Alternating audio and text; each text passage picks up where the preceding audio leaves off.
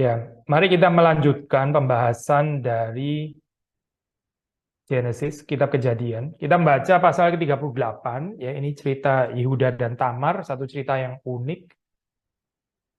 Kita membaca dari ayat 1, panjang sih ya,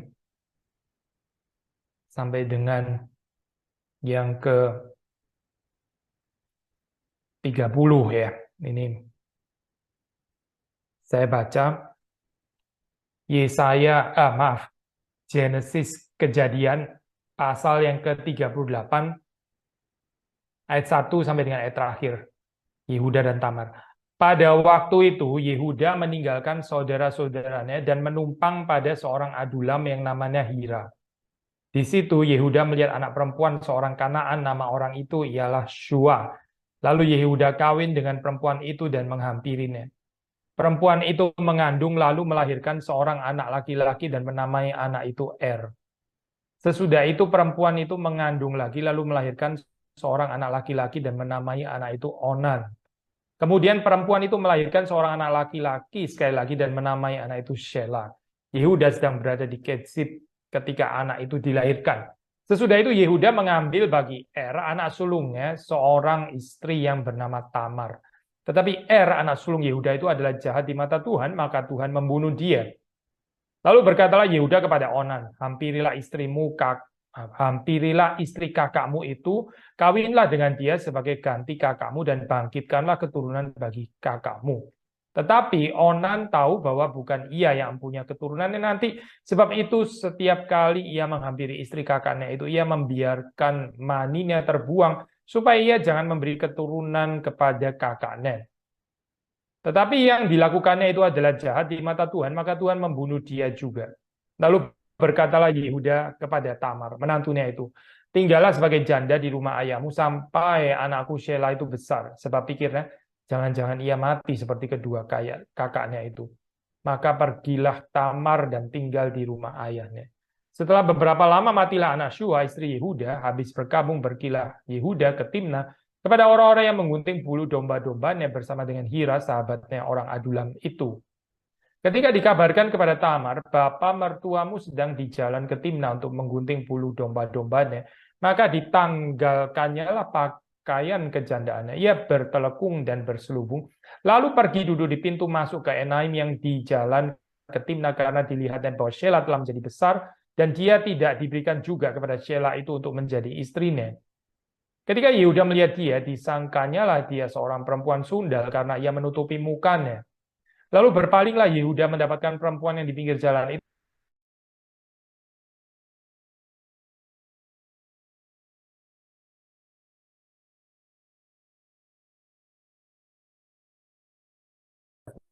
Jika engkau menghampiri aku, jawabnya, aku akan mengirimkan kepadamu seekor anak kambing dari kambing dombaku. Kata perempuan itu, asal engkau memberikan tanggungannya sampai engkau mengirimkannya kepadaku. Tanyanya, apakah tanggungan yang harus kuberikan kepadamu? Jawab perempuan itu, cap meteraimu serta kalungmu dan tongkat yang ada di tanganmu itu.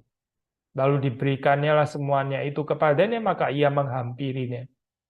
Perempuan itu mengandung daripadanya. Bangunlah perempuan itu lalu pergi, ditanggalkannya telekungnya dan dikenakannya pula pakaiannya. Adapun Yehuda yang mengirimkan anak kambing itu dengan perantaraan sahabatnya orang adulam itu untuk mengambil kembali tanggungannya dari tangan perempuan itu. Tetapi perempuan itu tidak dijumpainya lagi. Ia bertanya-tanya di tempat tinggal perempuan itu, di manakah perempuan jalang yang duduk tadinya di pinggir jalan di Enaim itu? Jawab mereka, tidak ada di sini perempuan jalang.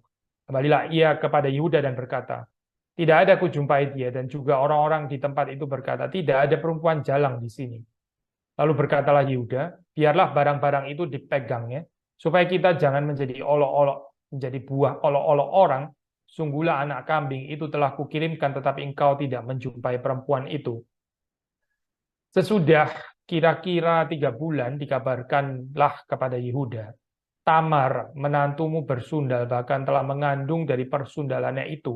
Lalu kata Yehuda, bawalah perempuan itu supaya dibakar.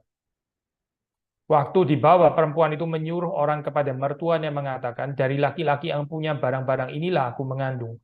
juga dikatakannya, periksalah siapa yang punya cap meterai serta kalung dan tongkat ini.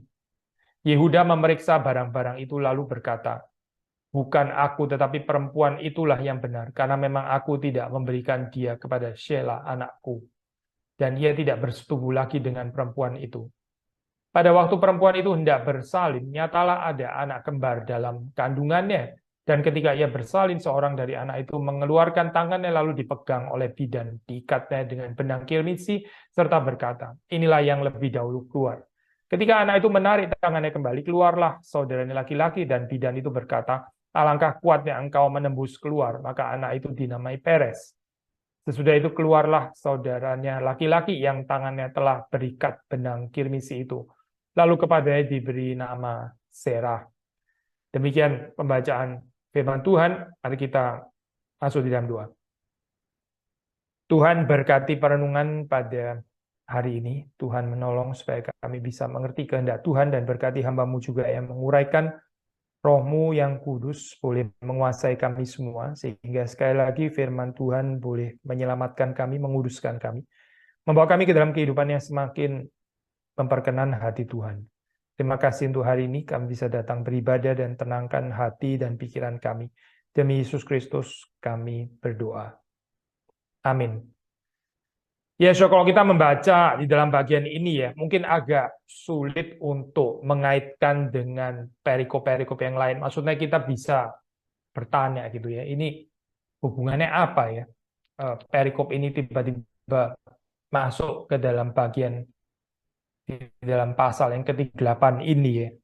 Tapi despite kita ada kesulitan untuk mengaitkan dengan perikop-perikop lain ya, seperti kayak nggak berhubungan secara direct, tapi perikop ini di dalam dirinya sendiri saya itu ada keindahannya ya. Yang di-challenge di sini ya, saya, itu adalah ini ya, conventional idea. Apa sih itu righteous? Benar itu apa? Lalu ketidakbenaran itu seperti apa ya? Ada bagian-bagian yang seperti direlativisasi di sini, dan ini sulit gitu. Tapi saya juga nggak mau saudara salah tafsir gitu ya. Tapi yang pasti jadi dalam bagian ini saudara bisa melihat itu tentang dosa, tentang kebersalahan ya. Itu di-assess sekali lagi in a very fresh way, di dalam cara yang menyegarkan itu. Sehingga kita juga bisa mengoreksi. Kadang-kadang kita punya piety, kesalehan itu di dalam batasan konvensional yang kita pikir sudah pasti seperti itu, dan ini yang prioritas paling penting. Sementara waktu kita membaca di dalam kitab suci, di dalam Alkitab, agaknya ada hal yang lebih dipentingkan, dan mungkin untuk kita hal seperti itu kurang penting gitu ya. Sehingga kita nggak menyadari bahwa itu juga unrighteousness, bahwa itu juga sebetulnya ungerechtigkeit, itu sebetulnya ketidakbenaran. Tapi karena kita kurang paham ya konsep seperti itu, kita nggak merasa itu sebagai hal yang salah gitu, atau itu ya biasa-biasa saja. Kita lebih maklum ya. Maka saudara bisa melihat di sini ya tentang ketidakbenaran atau unrighteousness, guilt dan sebagainya. Ini di-address sekali lagi ya, di-address in a very fresh new way, dan kita bisa melihat nanti kaitannya dengan termasuk dengan perjanjian baru ya, sebagaimana di dalam kehidupan Yesus Kristus gitu. Nah, saudara, waktu kita membaca cerita tentang Yehuda dan Tamar, saya percaya saudara di situ sudah bisa melihat bahwa Yehuda ini ya memiliki banyak hal. Ya. Sementara Tamar itu nggak memiliki banyak hal atau almost nothing ya, apalagi setelah dia kemudian suaminya mati ya. Ini janda, istilah janda itu saya di dalam Alkitab ya punya satu pengertian yang khusus di situ ya. Memang nggak tertutup kemungkinan janda itu bisa kaya raya, ya bisa juga memang gitu ya. Tapi janda, sebagaimana seringkali digambarkan di dalam Alkitab, itu adalah gambarannya orang-orang yang nggak punya apa-apa gitu. Orang-orang yang masa depannya secara manusia itu nggak jelas banget, nggak jelas gitu. Dan ya seringkali juga nggak diperhatikan gitu ya. Ini termasuk kaum yang lemah for sure gitu. Dan saudara kalau bandingkan antara Tamar dan Yehuda ya di dalam cerita ini ya, Yehuda ya boleh dikatakan hampir memiliki segalanya gitu. Dia sangat diberkati Tuhan ya. Anak ya, keluarganya gitu. Lalu terus kemudian ya termasuk juga dengan harta resources yang ada pada dia ya, otoritas kuasa dan sebagainya itu ada pada Yehuda. Tapi Tamar ini apa yang dimiliki gitu? Nah, jangan lupa di dalam Perjanjian Baru ya, kita membaca prinsip dari Lukas pasal 12 di sana gitu ya. Orang yang diberi banyak itu dituntut banyak. Orang yang diberi sedikit ya, juga dituntut lebih sedikit. Jadi Tuhan itu adil, Tuhan itu righteous ya. Dia nggak menuntut orang itu sama.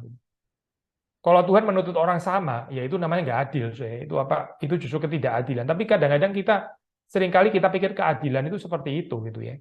Yang namanya righteous itu semua orang sama gitu. Orang itu nggak sama, Ada yang diberi banyak, ada yang diberi sedikit. Yang diberi banyak kita tuntut banyak, yang diberi sedikit kita tuntut sedikit ya. Tuhan pun mau supaya kita melakukan seperti itu karena Dia sendiri melakukan seperti itu. Nah, saudara kalau melihat di sini ya, kehidupan Yehuda di situ yang diberi banyak, tentu akan dituntut lebih banyak oleh Tuhan. Tapi saudara seperti membaca di dalam bagian ini, agaknya dia tidak menjalankan tuntutan itu ya. Nah, ini bukan berarti kita terus kemudian mau mengatakan bahwa dosanya Tamar dengan apa itu ya, berpura-pura menjadi perempuan sundal itu jadi nggak apa-apa gitu ya. Itu bukan dosa. Saya nggak mengatakan itu ya, tidak loh. Saya nggak mengatakan itu. Kita juga nggak mengatakan bahwa perzinahannya Tamar itu terus kemudian nggak kenapa-kenapa gitu ya. Saya nggak bilang kalimat itu gitu. Itu tetap dosa tentu gitu. Tapi seperti saudara membaca di dalam cerita ini, ada yang lebih serius ya, yang mau dikeluarkan di sini, mau ditonjolkan. Nah ini yang kita mau belajar ya di dalam bagian ini terus. Tapi yang pertama sekali lagi ya untuk boleh menekankan kalau saudara dan saya di dalam kehidupan ini diberi, apalagi diberi banyak, lalu terus kemudian kita hidup nggak responsibel, kita itu nggak bertanggung jawab ya, kita nggak berbagian di dalam kehidupan komunal, kita nggak memberkati kota di mana kita tinggal ya. Ini masalah besar karena orang yang diberi banyak itu juga dituntut banyak oleh Tuhan ya. Ada orang-orang yang gak sadar ya kalau dia diberi banyak. Dia selalu merasa itu kekurangan.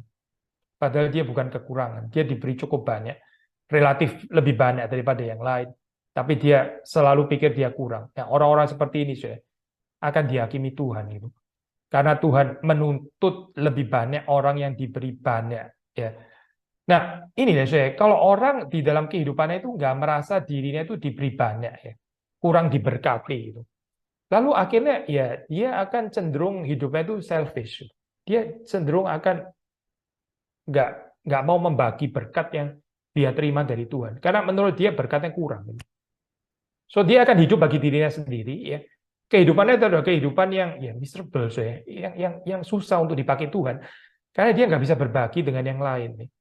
Perhatikan ya, ada dosa yang kadang-kadang kita itu agak menggampangkan gitu ya. Kalau perzinahan itu kayak wah perzinahan tidak kudus ya, itu najis dan sebagainya. Ya memang sih betul tidak kudus najis, nggak salah sih itu ya. Tapi terus kemudian kita lebih apa ya rasa ini dosa serius sekali. Tapi berapa banyak sih orang termasuk orang Kristen ya berpikir bahwa dosa menghidupi ini ya, yang terus melayani keinginan-keinginan pribadi saja gitu. Dan itu mengorbankan menjadi berkat bagi komunitas. Dia nggak peduli gitu. Perhatikan ya, ini apa? Saya lompat ya, ini Achan. Sudah tahu cerita Achan kan ya? Sin of greed, dosa keserakahannya itu ya. Dia nggak peduli, ini apa? Yang penting adalah dia bisa dapat barang rampasan itu ya untuk dia, private gain. Ya, dia mendapatkan keuntungan. Tapi sampai akhirnya terus kemudian Israel itu kalah perang ya. Ini kan komunitas ya, urusan lebih besar. Dia nggak peduli. Yang lebih penting adalah dia punya private gain. Komunitas hancur, komunitas rusak, nggak ada masalah. Yang penting kan saya ada private gain. Ini loh dosa ini ya, ini serius. Saudara melihat di dalam cerita itu Achan akhirnya dihukum mati kan ya. Dia nggak berzina loh Itu bukan dosa zina kan ya, bukan gitu. Dosa apa Ya ini yang kadang-kadang kita nggak sadari, padahal ini sangat serius, yaitu at the expense of communal well-being ya, at the expense of community, tanggung jawab kita terhadap komunitas. Itu kita nggak peduli. Yang penting adalah bagaimana saya terus memperkaya diri saya sendiri, gitu. Saya dan keluarga saya lah. Saya dan keluarga saya terus makin flourish. Ya orang lain ya sudah, itu kan bukan urusan saya. Lagi pula dia juga Susah kan bukan karena saya yang melakukan kejahatan kepada dia. Nah, kalau kita melihat di dalam Alkitab ya, memang dosa itu adalah dosa dan dosa selalu berakibat kepada maut ya. Tapi Alkitab agaknya juga mengajarkan perbedaan ya, dosa, perbedaan dosa. Ada dosa yang lebih serius, dosa yang lebih besar ya, dosa yang lebih merupakan kejahatan di mata Tuhan. Ini bukan mengatakan terus kemudian dosa yang katakanlah lebih kecil bukan dosa, bukan dosa ya. Tapi saudara coba baca lagi saja di dalam cerita ini ya. Saudara, ini loh, Onan ya. Onan, saudara tahu dari kata ini ya. Itu terus kemudian ada kata onani ya. Onani itu kan dari kata ini, dari kata onan ya. Apa sih itu? Ya itu dia nggak mau gitu. Dia nggak mau menyambung ya. Ini apa? Keturunan bagi kakaknya. Ini highly selfish ya, saya. Highly selfish. Dan Tuhan menganggap ini sebagai kejahatan. Saudara, coba baca lagi ya. Ini saya baca lagi ya, saya. Ini ayat 9 ya. Tetapi Onan tahu bahwa bukan ia yang punya keturunan nanti. Enak saja, saya suruh gantiin kakak saya. Itu saya yang susah-susah ya. Sebetulnya susah apa sih saya menyambung keturunan terus kemudian namanya jadi nama kakak saya. Jadi ini apa keluarganya kakak, bukan saya cuma dipakai ini. Pikiran kayak begini saya. Lalu dia akhirnya setiap kali dia bersetubuh ya, dia membuang itu maninya ya, sehingga nggak bisa terjadi pembuahan. Lalu apa yang dikatakan di sini ya? Ayat 10. Tetapi yang dilakukan Onan itu ya adalah jahat di mata Tuhan. Tetapi yang dilakukan Onan itu adalah jahat di mata Tuhan. Apa sih saya? Apa jahat? Ya ini, nggak bersedia ya untuk menyambung keturunan kakak. Nah, ini satu kejahatan saya di hadapan Tuhan. Nah, sekarang saya balik lagi ya. Apakah perjinahannya Tamar dan Yehuda ini jahat? Ya, iya jahat juga, betul gitu. Tapi saudara perhatikan ya, di dalam cerita ini ya, nggak ada sampai ada keterangan seperti itu saya. Tetapi yang dilakukan Tamar itu adalah jahat di hadapan, nggak ada ya saya. Saudara nggak melihat itu. Saya bukan mengatakan terus ini berarti baik loh, bukan itu poin saya. Tetapi ada perbedaan keseriusan dosa di sini gitu.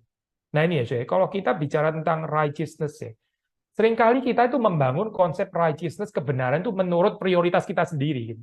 Saya benar ya, saya beribadah, saya persembahan, saya memberi persepuluhan, dan saya dermawan orangnya, dan saya tidak berzina for sure itu ya, saya nggak pernah pergi ke tempat pelacuran gitu, dan seterusnya dan seterusnya. Lalu kita merasa kita benar gitu. Tapi mungkin ya orang yang sama itu memeras orang lain, memeras janda, dan dia nggak sadar gitu ya. Saya. Kalau ini adalah satu dosa yang sangat serius sebetulnya di hadapan Tuhan. Orang yang nggak peduli komunitas, orang yang terus memperkaya dirinya sendiri, tapi nggak berzina, saya nggak berzina. Lalu dia merasa diri righteous. Ya inilah saya kebahayaan di dalam model piety atau spiritualitas yang dibangun berdasarkan prioritas kita sendiri, tapi bukan menurut firman Tuhan. Ya sekali lagi saya bukan mau mengatakan bahwa dosa seks itu bukan dosa, bukan ya saya bukan. Bahwa perzinahan itu bukan dosa, bukan loh. Saya nggak pernah mengatakan ini tentu dosa. Tapi seringkali di dalam kehidupan ini ya, saudara dan saya, kita bisa lebih memperhatikan dosa-dosa tertentu, sementara dosa-dosa yang lain yang lebih serius di hadapan Tuhan, yang lebih merupakan kejahatan di mata Tuhan, kita nggak sadar. Dan kita self-righteous lagi ya, karena kita nggak melakukan dosa ini dan itu gitu. Tapi dosa yang lain kita melakukan dan kita nggak sadar. Nah, inilah saya. Waktu saudara melihat di sini di dalam cerita ini ya, kita seringkali ya, apa prinsip yang kita bisa pelajari? Ya ini saya, kita itu seringkali membangun pietas atau kesalehan moralitas kita ya. Ini di dalam pengertian yang model lama seperti ini ya, yang sebetulnya dikoreksi. Akan dikoreksi ya, oleh Tuhan. Saya coba baca ini ya, di dalam persiapan kejadian ini saya sering kali pakai Walter Brueggemann ya. Saya saudara kalau mau beli juga boleh. Tentu kita nggak harus setuju semua teologi atau pendapatnya dia, tapi menurut saya sih penafsirannya dia termasuk salah satu penafsiran yang baik ya untuk kita bisa mengerti kitab Kejadian. Nah dia mengatakan seperti ini saya baca. The text makes a judgment a judgment relative guilt. Tamar has committed the kind of sin the good people prefer to condemn, engaging in deception and illicit sex and bringing damage to a good family. Tentu ya ini dosa tetap gitu. Apa? Ya deception, dia menipu kan, pura-pura jadi perempuan. Tentu ini dosa, saya. Dosa ini gitu. Lalu ini seks ya, dosa itu juga dosa gitu. Dan terus merusak nama baik keluarga. Ya iya, ini juga dosa gitu. Tapi saya lanjutkan ya. For a moment, until aware of his own involvement, Judah reacts on the basis of that sort of morality. Ayat 24, saya. Sudah perhatikan ya, apa yang jadi persoalan di sini ya? Bukan bahwa Tamar itu sesungguhnya tidak berdosa. Bukan, ya memang dia berdosa. Tapi saudara coba baca ya, sekali lagi kita baca sekali lagi ayat 24. Di situ kan ada orang mengabarkan kepada Yehuda, Tamar menantumu bersundal, bahkan telah mengandung dari persundalannya itu. Lalu coba sudah perhatikan. Yehuda menjawab, bawalah perempuan itu supaya dibakar. Bawalah perempuan itu supaya dibakar. Pertanyaan kita sederhana, sih. Lah Yehuda, memang Yehuda nggak bersundal ya. Memang dia nggak berzina gitu. Nggak harus tahu lah, saudara nggak harus tahu bahwa itu adalah perempuan yang ditiduri. Tapi Yehuda pasti tahu dong bahwa dia pernah tidur dengan perempuan yang bukan istrinya. Pasti tahu dong. Lalu dia gimana sih? Jadi kalau perempuan dibakar gitu, kalau laki-laki ya nggak kenapa-kenapa. Ini loh saya, ini masalah gitu ya. Membangun konsep moralitas yang diterapkan tuh berat kepada orang lain, tapi kepada diri sendiri ya seperti kayak nggak berlaku gitu. Jadi dia reaksi ya, reaksinya itu wah langsung ya, ini on the basis of that sort of morality. Morality ini ya, morality, let's say morality lama. Oh, orang berzina harus dihukum mati, orang berzina harus dibakar. Tetapi ya saya nggak diperhatikan oleh ya maaf, Yehuda di sini adalah, nah ini ya, dan ini juga lebih bermasalah di hadapan Tuhan daripada dosa perzinahannya Yehuda ya. Yaitu apa saya? Bahwa dia itu nggak peduli ya dengan Tamar yang adalah janda itu yang dijanjikan ya itu nanti akan dinikahkan kalau anaknya akan menjadi besar, anak yang lain lagi gitu. Tapi dia nggak memenuhi janjinya. Ini dosa serius ya, dosa yang sangat serius di hadapan Tuhan. Karena apa saya? Ya karena dia nggak memperhatikan ada seorang janda miskin ya, marginal ya, bukan siapa-siapa, dan dia just nggak peduli ya dengan well-being-nya, dengan keadaannya ya, dan juga bagaimana dengan keturunan yang perlu disambung itu. Dia nggak peduli dengan ini. Dia cuma takut kalau anaknya mati lagi. Saudara bisa baca gitu kan ya, itu apa tadi yang kita baca tadi di dalam ayat yang ke-11 ya. Kan satu sisi Yehuda mengatakan kepada Tamar, tinggallah sebagai janda di rumah ayahmu sampai anakku Shelah itu besar. Ya. Tapi terus kemudian coba perhatikan kalimat itu. Jangan-jangan ia mati seperti kedua kakaknya itu. Jadi Yehuda seperti kayak ada ketakutan ini, ada orang nikah sama Tamar, ya anaknya dia yang pertama itu ya mati. Terus kemudian si Ornan ya disuruh menggantikan, ya mati lagi. Nah, terus nanti Shelah ini jangan-jangan ya mati lagi gitu. Semua orang yang nikah sama Tamar bakal mati aja gitu. Ini kan kacau ya begini. Jadi Yehuda ya tenang-tenang aja gitu. Jadi dia satu sisi ngomong berjanji kepada Tamar, nanti kamu akan menikah dengan anakku yang lain lagi, tapi dia nggak memberikan. Dia nggak peduli gitu. Tamar mau mati mau apa ya terserah, yang penting jangan anakku yang mati gitu kan. Ini kan menantu, ini berarti orang luar gitu kan ya. Ini kalau saya coba ini ya saya dramatisasi gitu ya. Dia nggak memperdulikan kesulitan Yehuda, nggak memperhatikan kesulitan Tamar di sini, dan ini satu dosa yang diadres oleh Alkitab bahkan lebih daripada dosa perzinahan Yehuda, apalagi dosa perzinahan Tamar. Tetap dosa, tetapi ya bukan moralitas ini yang sedang dipersoalkan oleh Alkitab, tetapi sesuatu yang lebih serius ya. Saya kutip Brueggemann lagi ya. The narrative juxtaposes his prudent ya kecerdikan kelicikannya ini ya si Yehuda ini, tapi but self-serving withholding and her deceptive harlotry. Jadi narasi ini saya ini membandingkan di satu sisi gitu ya. Ya memang sih ini apa si Tamar ini berbohong gitu ya. Dia menjadi perempuan sundal supaya dapat keturunan ya. Tapi ini ya saya pakai tanda kutip ya supaya saudara jangan salah mengerti. Ini ya, ini tanda kutip ya saya. Itu lebih dimaklumi Tuhan, ya, tetap dosa sekali lagi tetap dosa, salah iya salah, tapi tetap dimaklumi Tuhan daripada ya saya, daripada si Yehuda yang nggak memperhatikan well-being-nya Tamar. Mau mati sebagai janda ya sudah mati aja. Sekarang saya nggak ini sih, nggak keen untuk kasih anak saya untuk menikah dengan dia. Nanti dia mati lagi anak saya gitu. Sudah 2 kali mati ini jangan-jangan perempuan pembawa sial gitu.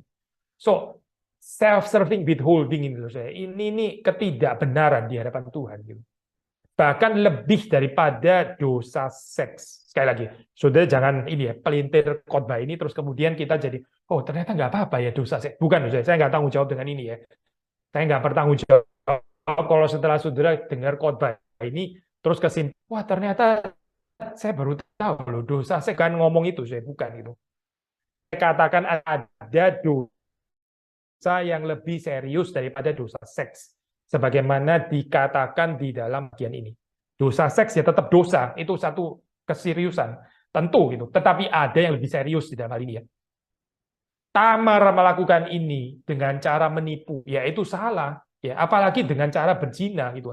Harusnya kalau benar ya dia tetap menantikan, dia bisa ngomong kepada Yehuda supaya Yehuda memegang janjinya gitu kan. Itu cara yang ideal gitu. Tapi dia sendiri orang berdosa, akhirnya dia ambil shortcut jalan pintas, dia berpura-pura menjadi perempuan sundal dan akhirnya memang benar juga, akhirnya ya dihamili dan dia bisa mendapat keturunan.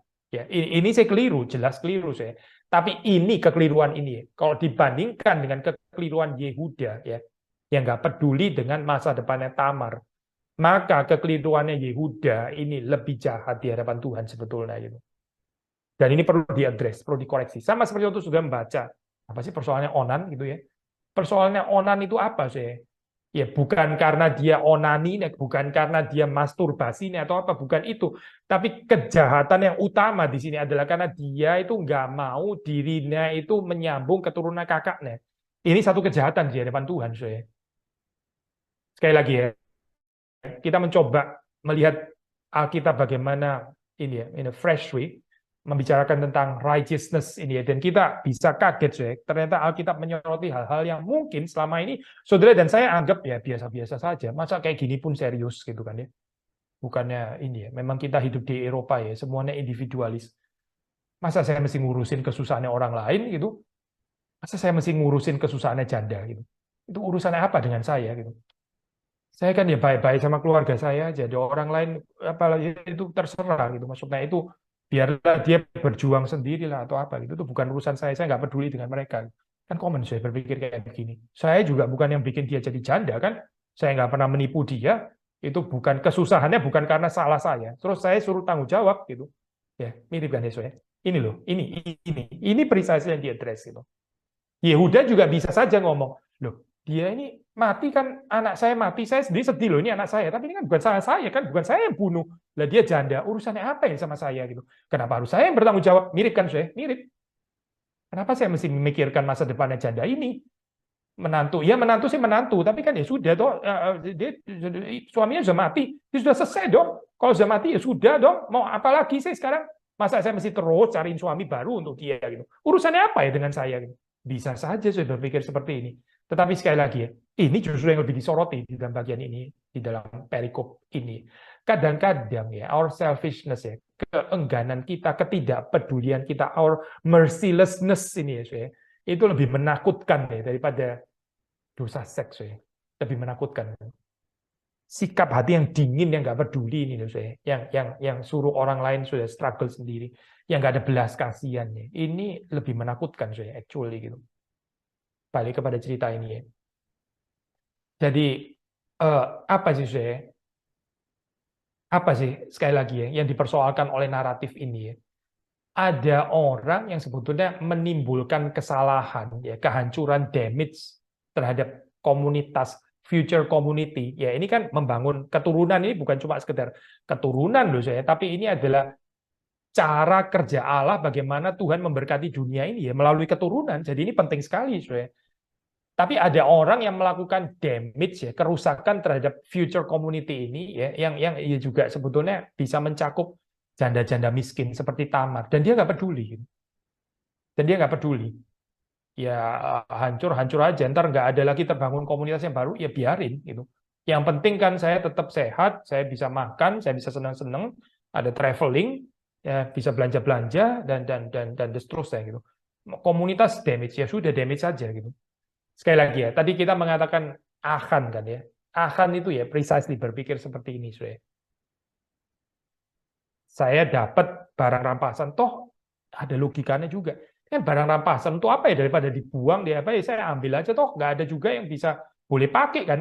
Daripada nggak dipakai ya ini kan barang sayang juga ya, lebih baik saya pakai, saya ambil ya. Toh juga bukan punyanya orang lain, ini kan sudah punyanya bangsa kafir yang sudah dihukum Tuhan, jadi sekarang tinggal barangnya anyway mesti dibuang juga, daripada dibuangnya saya pakai. Apa salahnya gitu kan. Tapi dia nggak sadar bahwa dengan tindakan ini yang greedy ini ya, dia sebetulnya itu menghancurkan komunitas umat Allah. Dia nggak sadar, dia nggak sadar. Dia nggak peduli ya dalam hal ini ya. Sampai akhirnya terus Israel kalah. Ya. Padahal Israel selama ini peperangan selalu diberkati Tuhan, menang, menang, menang. Tapi kali ini kalah. Karena apa? Karena ada Achan, ya. Karena ada Achan yang serakah ini ya, yang cinta harta. So, seringkali saya di dalam gambaran ya, let's say kita pakai istilah moralitas lama ini ya, moralitas konvensional ini ya, yang seringkali kesulitan adalah yaitu kita tajam terhadap orang lain, tapi kita tumpul terhadap diri sendiri. Waktu giliran kesalahannya orang lain aja saya, itu dibabat habis-habisan gitu ya, dihakimi habis-habisan, tapi sendiri saya itu enggak, double standard istilahnya. Dia pakai standar yang berbeda. Judgment untuk orang lain gitu ya. Tapi untuk diri sendiri penuh dengan rasa maklum gitu. Ya ini kayak Yehuda, seperti Yehuda. Bawalah perempuan ini ke sini dan dibakar gitu. Dan bakarlah dia gitu. Nah, terus lu sendiri memang kalau laki nggak perlu ya ada hukuman gitu. Cuma itu hukuman ada untuk kaum perempuan, untuk kaum yang lemah. Ya, ini loh saya kemunafikan seperti ini ya, kemunafikan seperti ini. Nah, saudara kalau melihat di dalam kehidupan Yesus ya, Yesus kan juga bicara ini kan ya, orang-orang Farisi ahli Taurat. Ada miripnya ya, Yehuda ini seperti kayak gambaran orang-orang Farisi ahli Taurat gitu, yang nggak sadar bahwa mereka itu juga nggak menerapkan firman Tuhan untuk diri mereka sendiri, tapi mereka sangat tajam terhadap orang-orang yang di bawah. Mereka sangat judgmental terhadap orang-orang yang lemah, khususnya terhadap orang yang lemah. Oh, mereka nggak berani judgmental terhadap Herodes. Oh, nggak berani, nggak berani. Terhadap Pontius Pilatus. Oh, nggak bisa dong. Itu kan orang kuat ya. Orang kuat kita mesti lunak. Ya. Tapi kalau orang janda miskin, nah inilah saya. Nah, pelacur gitu, gitu kita mesti rajam dia gitu. Karena dia nggak ada backingannya kan. Kita mau menyatakan hukum Taurat untuk orang-orang seperti ini. Ya ini saya sama gitu. Saudara, jangan teologi itu dipakai untuk menghantam orang lain, khususnya orang-orang yang lemah. Ya. Tapi kita sendiri nggak menggunakan teologi itu untuk diri kita sendiri. Celaka ya, saya ini gambaran seperti ini. Spiritualitas celaka ini seperti ini. Kita pakai untuk menghantam orang-orang lain, khususnya yang lemah lagi ya. Janda-janda miskin gitu misalnya. Atau mereka yang nggak punya backing. Lalu kita hakimi habis-habisan itu. Abusing power seperti ini. Tapi kita pakai standar yang lain untuk diri kita sendiri. Kita menggunakan another standard ya, so far tentang conventional morality cuma sampai di sini saja, saudara. Lalu berarti new morality ini apa? New righteousness-nya apa? New community ini apa? Nah, saudara, kita melihat yaitu yang dibentuk oleh Yesus Kristus ya di dalam khotbah di bukit misalnya. Saudara bisa membaca misalnya dalam Matius 5 ya, Matius 5. Coba kita baca ya, Matius 5 ini ya. Maksudnya kita mengaitkan pembacaan ini dengan perjanjian baru. Ya. Yesus mengatakan misalnya dalam ayat 17, jangan kamu menyangka bahwa aku datang untuk meniadakan hukum Taurat atau kitab para nabi. Aku datang bukan untuk meniadakan, melainkan untuk menggenapinya. Karena aku berkata kepadamu sesungguhnya selama belum lenyap langit dan bumi, satu iota atau satu titik pun tidak akan ditiadakan dari hukum Taurat sebelum semuanya itu terjadi. Karena itu siapa yang meniadakan salah satu perintah hukum Taurat, sekalipun yang paling kecil, dan mengajarkannya demikian kepada orang lain, ia akan menduduki tempat yang paling rendah di dalam kerajaan sorga. Tetapi siapa yang melakukan dan mengajarkan segala perintah-perintah hukum Taurat, ia akan menduduki tempat yang tinggi di dalam kerajaan sorga. Maka aku berkata kepadamu, jika hidup keagamanmu tidak lebih benar daripada hidup keagamaan ahli-ahli Taurat dan orang-orang Farisi, sesungguhnya kamu tidak akan masuk ke dalam kerajaan sorga.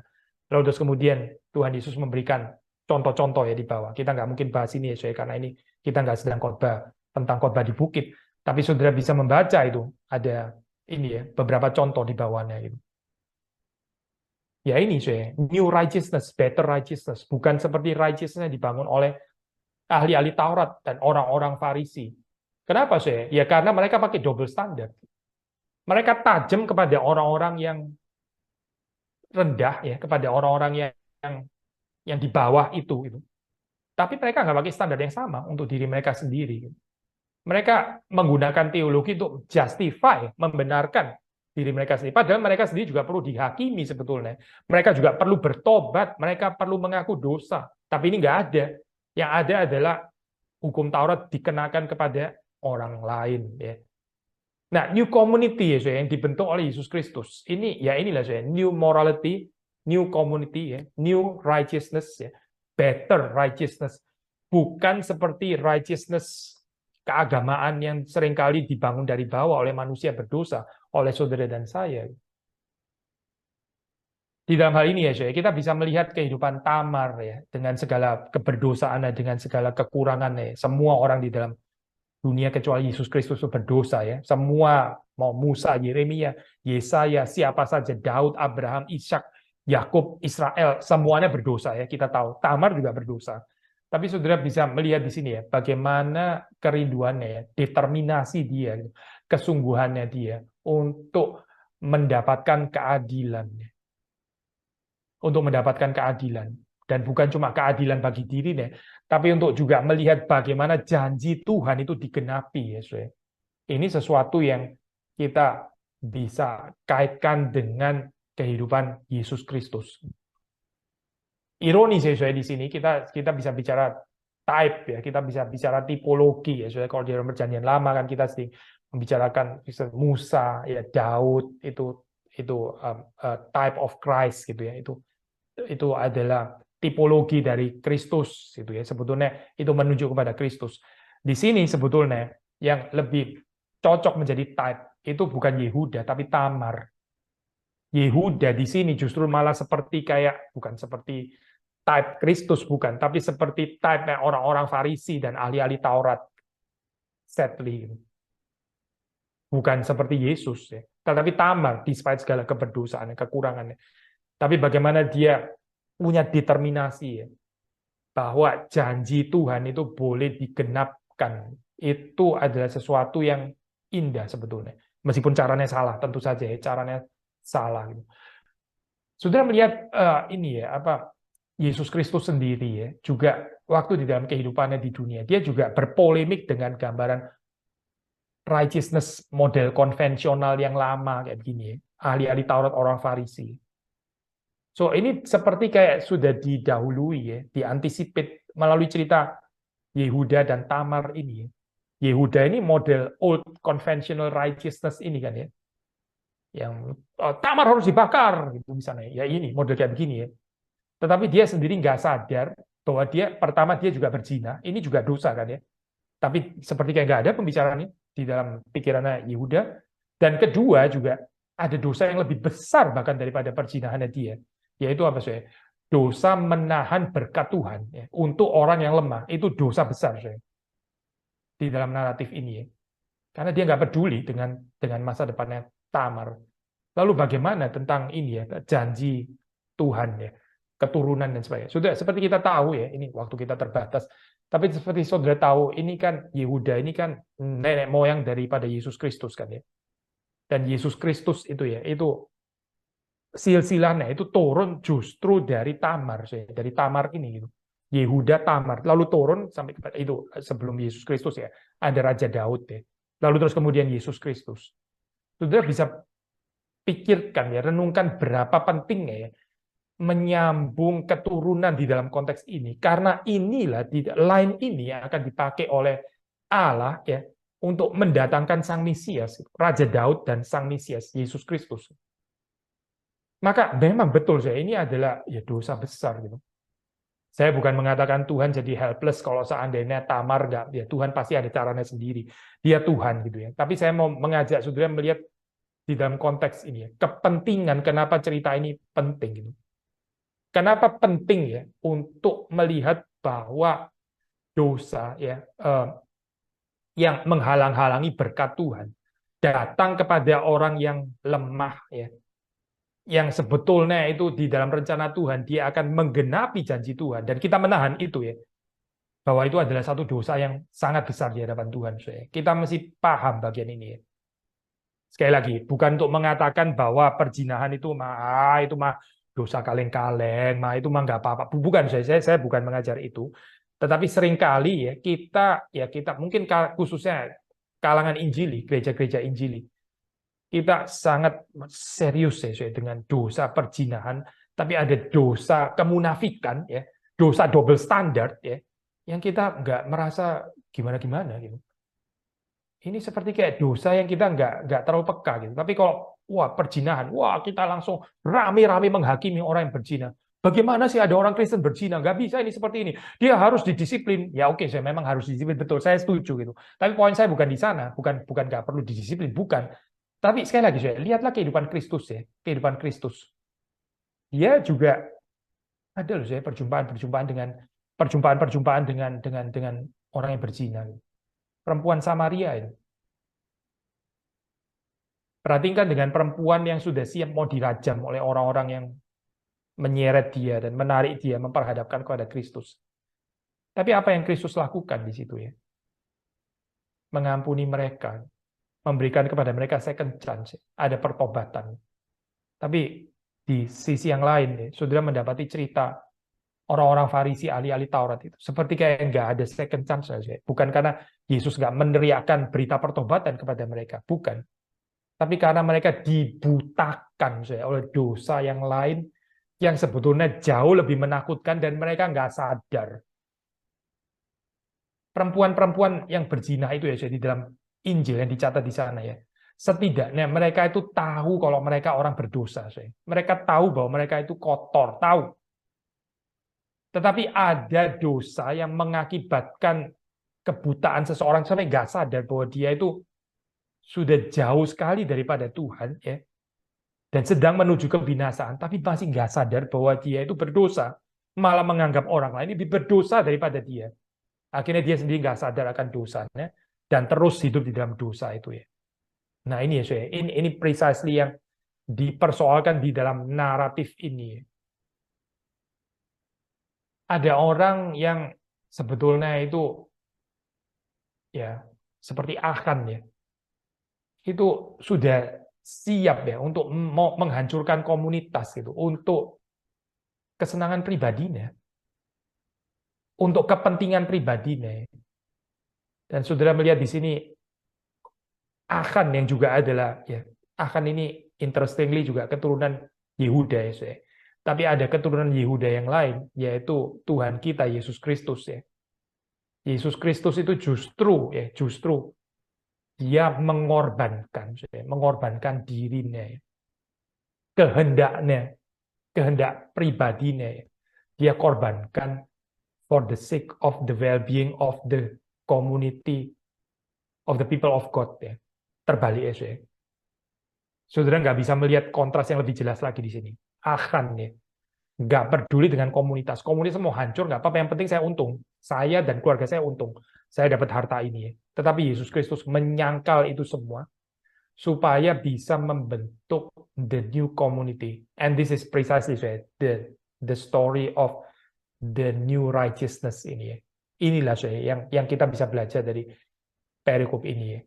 Lihatlah kehidupan Tuhan kita Yesus Kristus. Kiranya Tuhan memberkati kita semua. Mari kita masuk di dalam doa. Tuhan, kami bersyukur untuk apa yang kami bisa renungkan di dalam cerita yang sulit ini dan berdoa supaya Engkau Roh-Mu yang kudus boleh bekerja di dalam hati dan pikiran kami, menyadarkan kami. Kadang di dalam hidup ini ada dosa-dosa yang kami anggap kecil, kami anggap sepele, tapi sesungguhnya merupakan kejahatan di hadapan Tuhan. Tolong supaya kami bisa melihatnya di bawah terang firman Tuhan, bukan dengan sistem prioritas kami sendiri. Dan Tuhan terus menolong kami untuk bertumbuh dewasa di dalam anugerah-Mu. Terima kasih Tuhan untuk perenungan firman pada hari ini. Tuhan yang terus menguruskan, mempertumbuhkan, menyempurnakan kami semua sebagai jemaat-Mu. Demi Yesus Kristus kami berdoa. Amin.